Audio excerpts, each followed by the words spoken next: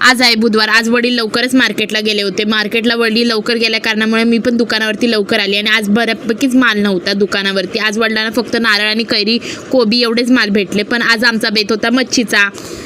त्यानंतर मस्तपैकी आकाशदादाकडनं घेतली मच्छी. असेल दुकानावरती कोण आहे, दुकानावरती आज होती आई. मग नंतर मी पुन्हा आली घरी आणि मस्तपैकी मच्छी साफ वगैरे करून घेतली आणि मस्त तयारी वाटणाची केली. वाटणाची तयारी करायच्या आधी मस्तपैकी मच्छीला लावून घेतलं मीठ, हळद आणि कोकम.